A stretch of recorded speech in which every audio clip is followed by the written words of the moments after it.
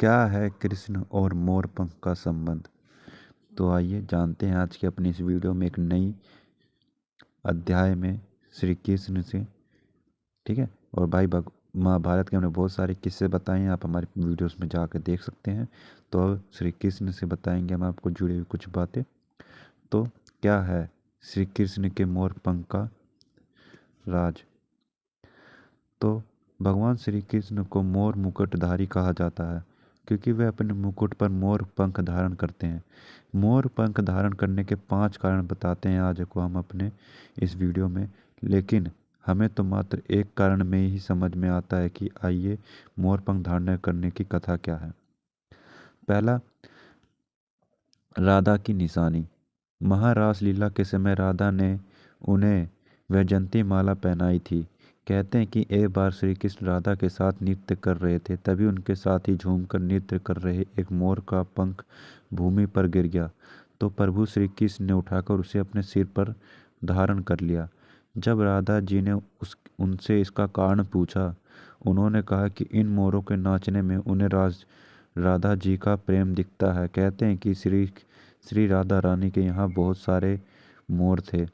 ये भी कहा जाता है कि बचपन में से ही माता यशोदा अपने लल्ला के सिर पर इस मोर पंख को सजाती थी। वैजयंती माला के साथ ही मोर पंख धारण करने का एक बड़ी वजह राधा से उनका अटूट प्रेम है। मात्र इस एक बात के अलावा अन्य बातें सिर्फ मनमानी है। दूसरा, जीवन के सभी रंग। मोर पंख में सभी रंग समाहित हैं। भगवान श्री कृष्ण का जीवन कभी एक जैसा नहीं रहा। उनके जीवन में सुख और दुख के अलावा कई अन्य तरह के भाव भी थे। मोर पंख में कई रंग होते हैं, यह जीवन रंगीन के है।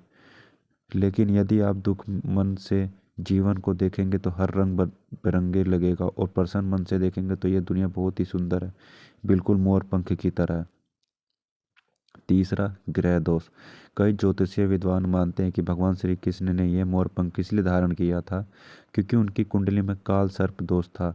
मोर पंख धारण करने से यह दोष दूर हो जाता है, लेकिन जो जगत पालक है उसकी काल सर्प दोष से क्या डरना, उसको काल सर्प दोष का डर नहीं।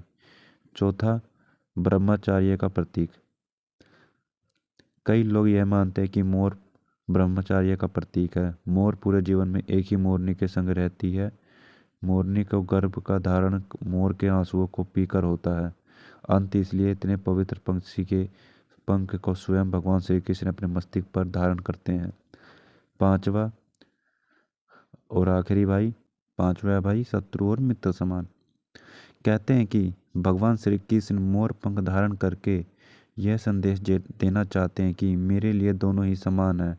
श्री कृष्ण के भाई शेषनाग के अवतार थे और मोर तो नाग का शत्रु होता है। मोर पंख को माथे पर लगाकर उन्होंने यह बताया कि मित्र और शत्रु के लिए उनके मन में समाव भाव है। तो उम्मीद करता हूँ गाइस ये आपको 5 बातें जानकर अच्छा लगा होगा कि श्री कृष्ण भगवान क्यों मोर पंख धारण करते हैं। तो उम्मीद करता हूँ गाइस ये वीडियो आपको अच्छी लगी। अगर वीडियो अच्छी लगी तो वीडियो को लाइक कर दें, चैनल पर नए हैं तो चैनल को सब्सक्राइब कर लें ताकि आने वाली वीडियो नोटिफिकेशन आपको मिलती रहे। तो मिलते हैं गाइस नेक्स्ट वीडियोज़ में।